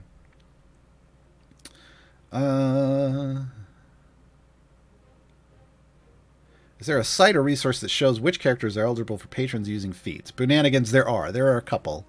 One I use occasionally is Cleo's. You can find links to it in the Discord. Because it's just a quick click up on the top right for to choose which patron, and then to choose if you want to see the qualifying things if they have feats active. That's usually the way. I usually try to do stuff with just whatever is the base available to me, and then I will, if I can't complete it, then I start looking for who I need with a feat. All right, general questions. If you could unlock Xander, Shocker, or Walnut, which would be the best to go for? Walnut. The Great Bob. So what's Split the Party? Split the Party is an adventure that unlocks once you have 2 champions in every slot, a minimum of 2 champions in every slot. When you complete it, you unlock the ability to have a second background party, and you also unlock the Modest Modron Core. The Modest Modron Core is a general purpose core with lots of buffs and gold find that will give you lots of power as you level it up to allow you to push further. The Modest Core, going from no core, progress with no core, to progress with a fully epic Modest Core, which obviously takes a little time to do. Once you get there, that's 100 levels of area progress. Just flat out. If you're going from no core to that core, so a Modest Core can, as a progress system, can get you at least 100 levels of progress. So something you want to unlock early and start building up. Natural time gate, Strix, Farida, or Kreidel. I would go with Strix or Farida, whichever one's dealer's choice there. Does anyone know in chat if Freely's Adventurous Tail Feats work now? They're supposed to. It was in the patch notes, but you got to try it to find out.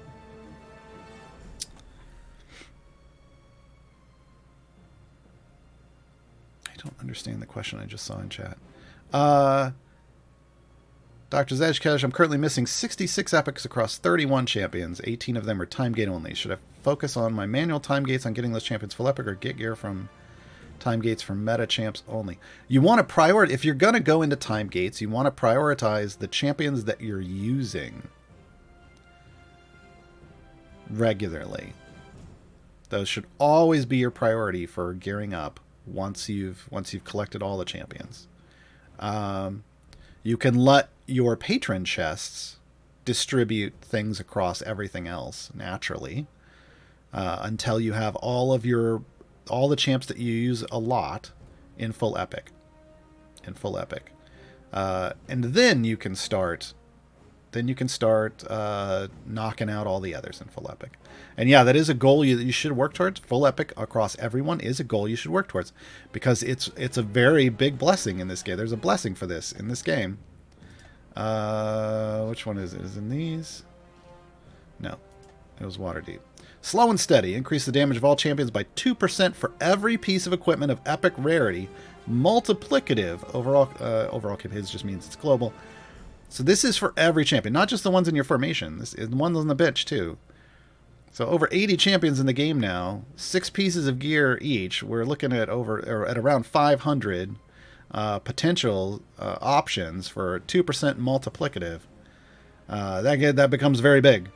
Becomes a very big number. So yeah, hunting for epics is a big deal, because once you have this blessing, it's going to start paying back in power that you can push with. Lumpy Dumpy, I have a dump of chests. Well, yeah, I have a dump of chests saved up. I'm curious when I should open them. Right away. I can unlock the Vajra Safar Patron. Don't have enough time gate pieces for Mert. Should I be opening them in a Vajra run or in this weekend's event run? No, just if you're a newer player, as you get chests, you should open them. That's the general rule of thumb. Now, again, you can do whatever you want. But if you're newer, if you're not like full epic, you definitely want to be open those golds. Silvers are going to get you duplicate item levels. You could hold if you're blue or better on all your core and evergreen champions, you can hold on to your silvers if you want, and use them in your at the tail end of your first event run. That's a potential option, because then you get the gold out of it, just to get you maybe a few levels more to start your snowball off better. But ultimately, you just want to open them right away. Hoarding chests when you're new is I talked yesterday about there's like one way there is an option, like for if you pick up the weekend chests out of the newsletter, if you only have Nayeli and Delana, that's the only gear you could get out of this. So maybe holding on to those weekend chests until you have at least 3 of the champions that it drops gear for might be a better option. But ultimately, early on, it's just get that power. You need that power to push. And yeah. How does one buy a time gate? Well, you look on a Zillow. No. So if you go to the time gate interface, you'll note you have time gate pieces up here. You just need 6, so you need to be able to fill a full pizza. We have 6, then you just view available time gates, and if I click on one of these, it's going to allow me to spend those 6 pieces on whoever I want. Manual time gates, you can pick whoever you want. I may have a few banked up. I can probably stop buying time gate pieces. Probably. Is there a progression guide available? Account name, you've come to the right place. If you head over to the link I'm putting in chat right now, there is a new player reference that's just down below all of the new player guides, because it is a kind of a progression guide based on a milestone system that I created. I'm currently adjusting it slightly, but it's good for It's good for starting out. I'm using it right now for my new player account. I'm following it to make sure that it's valid, so I'm updating it as I go along. But it's good through the first couple milestones. Well, it's good through Dragon Bait roughly right now, and then I'm currently still working on the rest of the stuff, so I may make adjustments off of that. But lots of people in the community have used it, and I've gotten really good feedback on it. So now we're just kind of updating it a bit. Meister Wilbers. So what's going to be in the event Patron Gaarawarr shop? So, for those who don't know, I've talked about this before on stream. I actually have made a fan design in the fan design forge on the Discord. If you go in there and you search that channel for Gaarawarr, you will see a Patron Gaarawarr fan design that I did a while back, just for fun, just to see like what would an event patron look like a patron that specialized just in events. So the follow up here is: would it be a skin for Rosie and a GE for Delana? No, because it's a event patron. I don't know who the skin or the GE would be for, but I mean, it wouldn't be for those. I did not go that far into the design process. Yami, how do I calculate the number of known? Oh, okay. This is a tip, I guess. How to calculate the number of owned champs? Yeah, the best way to do it is, I mean, well, you can just you can do it like this by counting everything that pops up, or as you noted, if you pop a, well, I don't like, you know what? No, I don't. You said if you pop a blacksmithing contract, it shows you all of them. I don't actually like that method because it's not going to show you anyone you don't have at least a piece of gear in every slot for.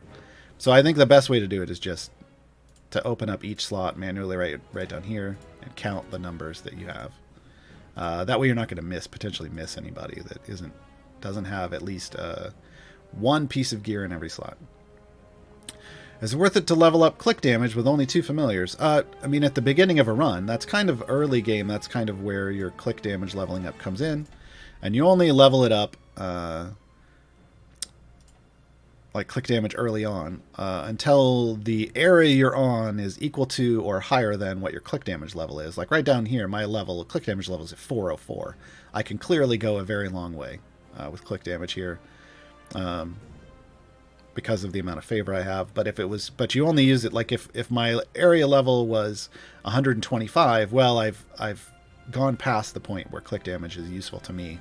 And I should be taking my familiar off this, and I could put it on the field, or I can have it level up champions, or I can have it spitting on a certain ultimate or roaming. On my new player account, I tend to, once I'm past that click damage level, I then just tend to put them on roaming ultimates to help me push a little better. Killmall, thank you for the gift subs. Much appreciated. So Ataru, Tarakesh, Hamster Shot, Trib74, and Elkhart all just got gift subs from Killmall. How can I get more champions? I don't really know how to unlock them. They're just the ones in the shop or someone free. So right now there's a natural time gate weekend. So if you open up your time gate, you're going to be given 3 options at the top. It'll say free across each of the 3 options. You can choose one of those. That happens every 3 weeks. This coming Wednesday, you will have the ability to get up to 3 champions in the event that's coming up. Bright Swords. This is the final event for year 4. Every event offers up to 3 champions for you to pick up. So that's up to 4 champions at minimum each, or up to 4 champions each month that you can get for free in the game. There are also evergreen champions that you can earn just by completing content in the game or doing certain things. First off, open your menu, click on the newsletter, sign up, and you'll get this boy, Hitch, for free. He's a great option in his slot, especially early on, as a support, but he's also a secret DPS, which means he can actually DPS, despite being a support champion, which is what he's doing here. There's also unlockables as you progress through the campaigns. Those are the other evergreens, and that is Dritz Doerden. You may have heard of him if you're into D&D. He's available in Sword Coast. Tomb of Annihilation has Azaka and Dragonbait. Waterdeep has Alcoria, and Avernus has Rhea. We don't have an Icewind Dale Evergreen yet, but we will be getting one soon. I do have a real question stumping me. I don't have enough... Oh, no, we already did this one. Didn't mark it off. Oh, boom. When buying skills for characters, do you need to buy the lower ones first? Yes. So when you're upgrading your champions, you buy through the progression. You're buying a level at a time, and you have to get through those to get... Or you're going from upgrade to upgrade. You have to... There's only one order to do that in. Is there any way to earn multiple gear chests in time gates like you can with free plays and events? Or are you just limited to a couple chests and have to get the rest of the gear from patrons? So you can get a maximum of 3 gold chests in a time gate. That's it. Every time gate is going to offer you a maximum of 3 gold chests. You can earn currently, a varying amount of silver chests from free plays or just from pushing super far in the base adventure. Every unique 100 areas you get to in a time gate, you automatically get a silver chest for that champion in your inventory. So yesterday on stream, I did this yesterday, and I showed time gate, kind of my time gate runs off on GG2E. I cleared 800, which meant I got 8 silver chests for my champion, along with the 3 gold chests. So it was a fairly profitable run. So that is a way you can get silver chests. Granted, right now that is just kind of more helping with loot levels than anything else, because electrums will also be the thing that helps gear up your champions up to blues. We get about 25 electrum chests a week. So the silvers and time gates are now a little less valuable, but they do still offer duplicate item levels specifically for those targeted champions. As a new player, what should be your main focus? Completing the main storyline adventures and unlocking the evergreen champions. Unlocking and when a time gate weekend pops up, do the time gate. When an event pops up, do the event. Those limited time things are priorities that you should focus on, but the rest of the time, work through. This is why I made the evergreens, each of the evergreens milestones in my new player guide. Work through to unlock those milestone evergreen champions, because that's going to help to get you to split the party and split the party 2 faster. And those are big deals. So it's all about being efficient with your time and unlocking as much as you can along the way. Safe, I could spend gems on gold chests as you recommend, but there's also a 12,500 gem feat for Ashara, which boosts her damage by 60%. Is it worth saving for that as a priority? If Ashara is your primary DPS that you're using all the time, then that is something that you can do, because it is a direct benefit to her. That's something that you just have to make a call and decide on. As a newer player, I'm not using Ashara as much as a DPS because I can't light up my second bond, and if you can't light up your second bond, a different DPS may be stronger than Ashara, especially if you have Crawl. Definitely if you have Crawl. So yeah. Where are the patch notes? This may have been tongue-in-cheek, but they're right down here. There's a changelog at the bottom right of your screen. Over here. Click it. You get patch notes. You get patch notes. I'm just one champion away from split the party in slot 4. I just have Jarlaxle and Jaheira. What would you recommend to pick up? Baloth. Another ultimate recommendation might be Sentry, but Baloth is going to help you push deeper, much deeper with their Jinn abilities, and they're also providing lots of gold find.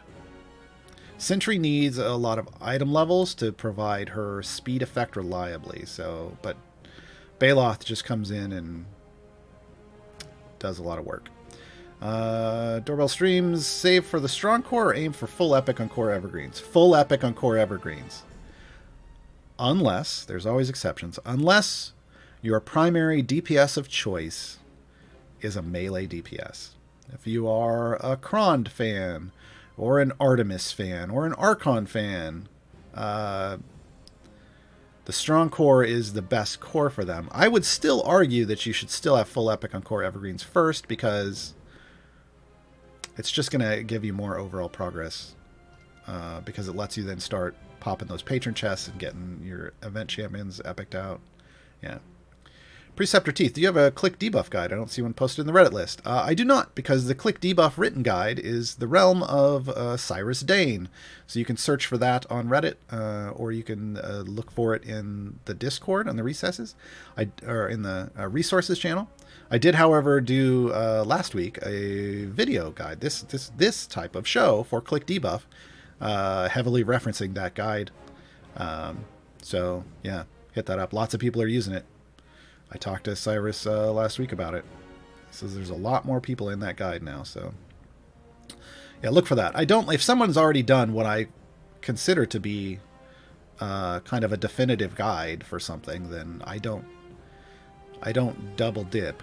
I like other people making guides.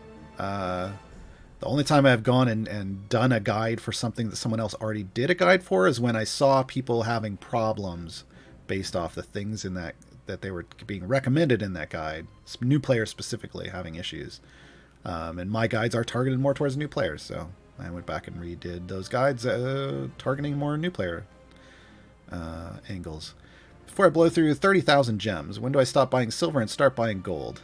My baseline is mainly blue with some green on my champs. If you're mainly blue with some green, but you have no whites, then you're buying gold chests.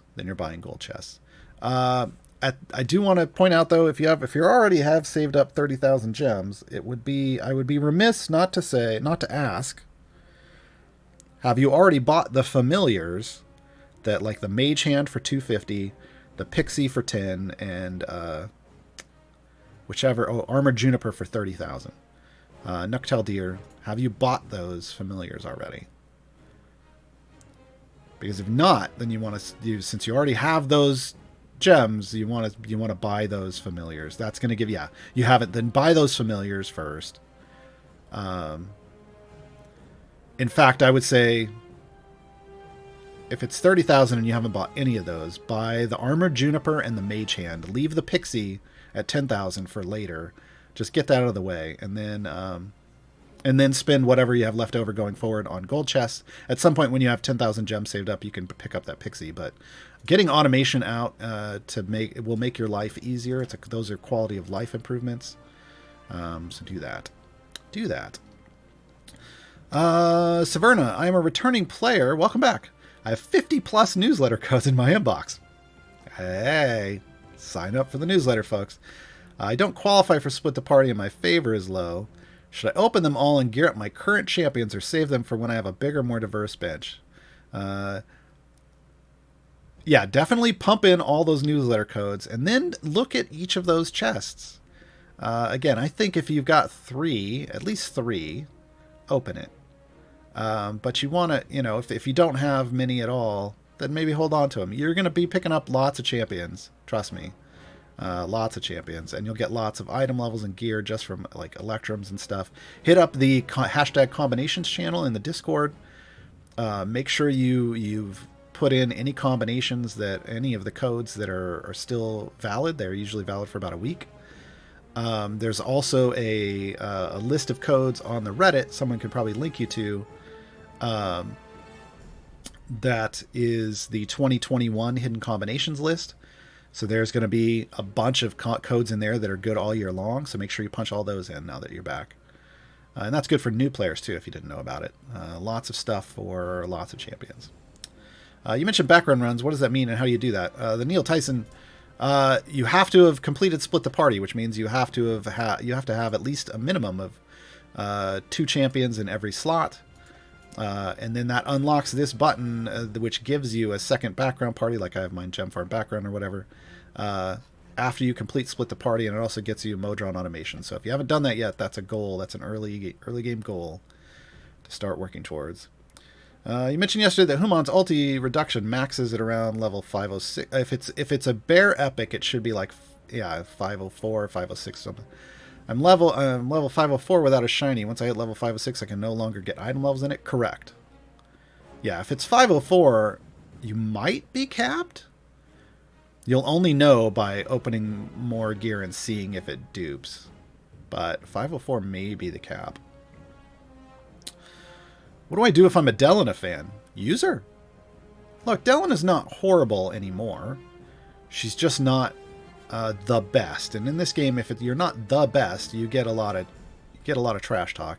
Dellen has forever been a meme, and she will always be a meme. It doesn't mean she's a bad champion. It's just when we first came out, she was not great, and our first evergreen was Hitch, and she was pure DPS, and we already had DPS champions, so that made her not useful at all in a formation because the other champions were better.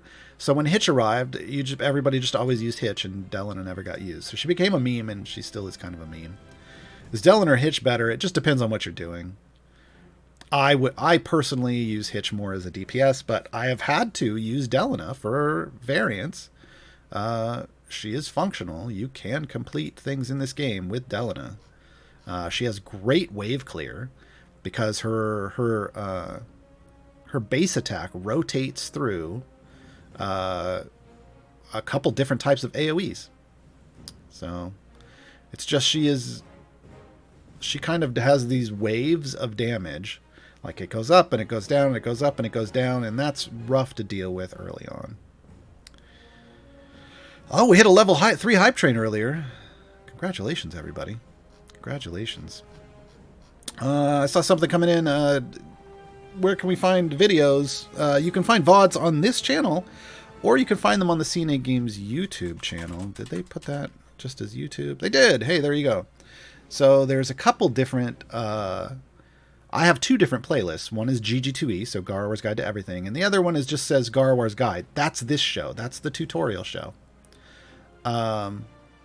So you can hit up old versions of the tutorials there when they get uploaded. If it hasn't been uploaded yet, you don't find it there, then you've got to look for it here for a VOD. That's how that works. Yeah. I think that wait who is Delena question was a joke, Martin. It was a joke.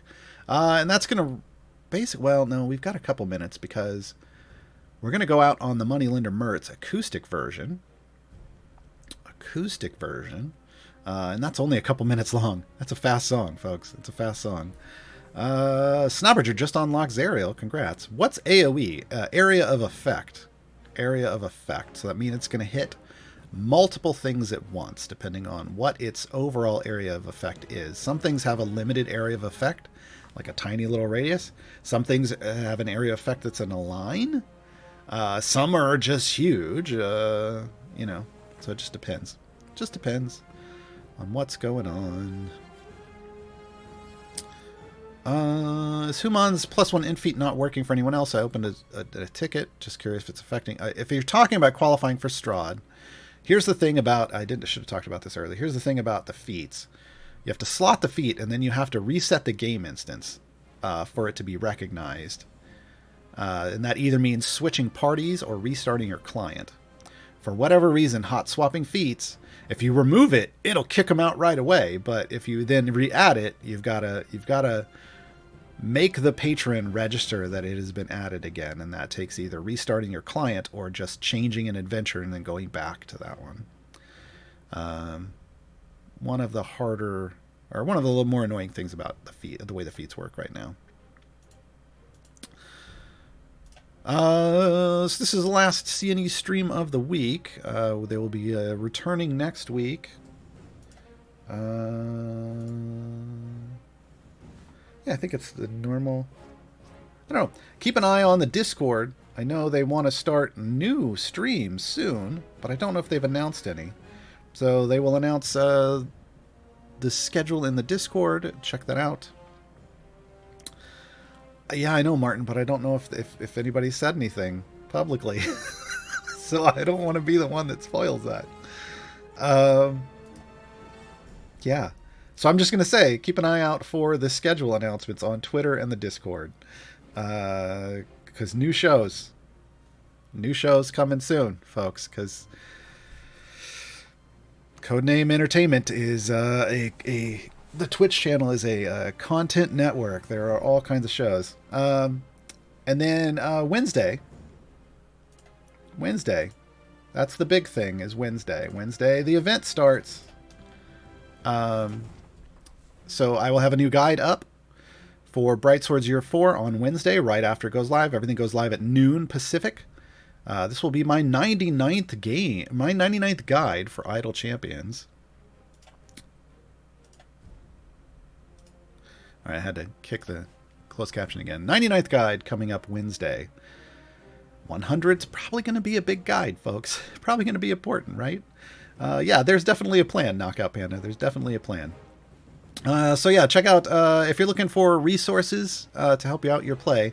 I got 99 guides up on the subreddit. The link is in chat. So yes, I will see you. You can check out that guide on Wednesday. You can ask for questions in the meantime in the Discord or on the subreddit. Thanks for hanging out, folks. Let's go out on Mertz, the Moneylender Mert. Have a great weekend.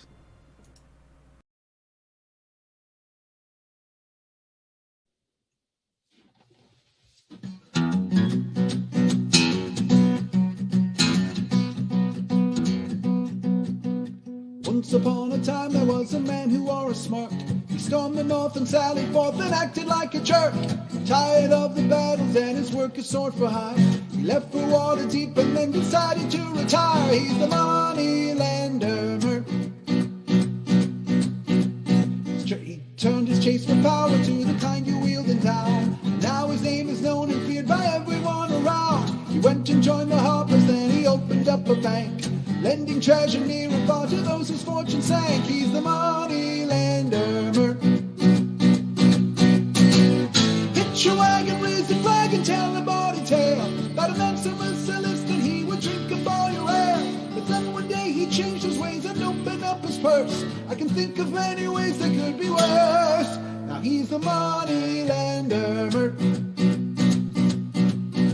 Lord Walrus and the Wanderer were tired of growing old. They went to Under Mountain and came out with lots of gold. When they both emerged, they had a lot of work to do. They built the Yawning Portal and another mansion too. He's the Moneylender Mert. Traveled with the Black Step and the Sage of Shutterdale. Got trapped within a magic axe, then fled into some tale. He's traded words with arch wizards and thwarted many schemes. With everything he's done, my friend, he's much more than he seems. He's the Moneylender Mert.